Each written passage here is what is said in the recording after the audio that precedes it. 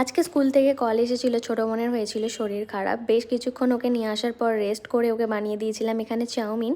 আর আমরা সন্ধ্যের দিকে বানিয়েছিলাম ফুচকা। হঠাৎই রান্নাঘর থেকে ঝমঝম করে আওয়াজ হলো, এটা ওটা সব সানসেটের উপর থেকে পড়তে থাকছিল। তো ওটা দেখেই আমরা ছুটে আসলাম। খুবই ভীষণ ভয় পেয়ে গেছিলাম, তখনই একটু ভূতের গল্প করছিলাম আমরা। আর দেখো এখানে রেডি হয়ে গেছি, হঠাৎ করেই রাহুল বলল রেডি হতে, আমরা যাব এখন ঠাকুর দেখতে। আজকে বারুইপাড়ায় কালী পুজো, এটা একটা নামকরা কালী পুজো ডোমজুড়ের। তো আমি কখনোই যাইনি, এই ফার্স্ট টাইম যাব। খুব মজা লাগছিল, মনে মনে একটা ইচ্ছে ছিল যাওয়ার। তো চারিদিক থেকেই দেখো আজকে যাওয়া যাচ্ছিল না, এদিক ওদিক থেকে সব জায়গা থেকে আটকে দিচ্ছিলো। আমরা অনেক জায়গায় চেষ্টা করছিলাম।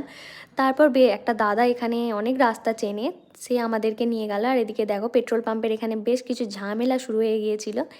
একটা গলির মধ্যে ঢুকে আমরা এখানে গাড়ি রেখে দিয়েছি, এখন গাড়ি রাখার ভীষণই অসুবিধা হচ্ছিল। আর এখন আমরা চলে এসেছি মন্দিরের সামনে, ঠাকুর এখনও আসেনি।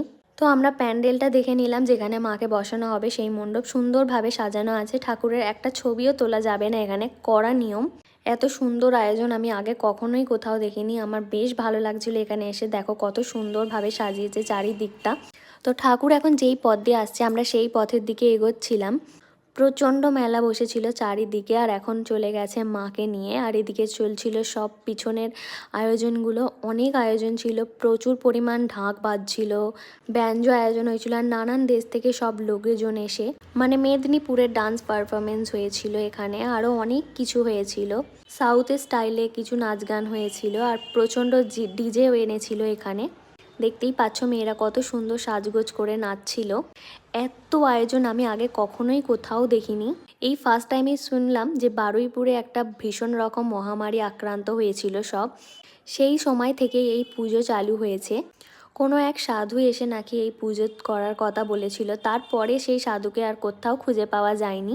জানি না এটা আদৌ সত্যি কিনা, কিন্তু সব সময় সবার মুখেই শুনে এসেছি এই কথা। দেখতেই পাচ্ছ তোমরা এখানে কত সং তৈরি হয়েছিল, প্রচণ্ড সং হয়েছিল।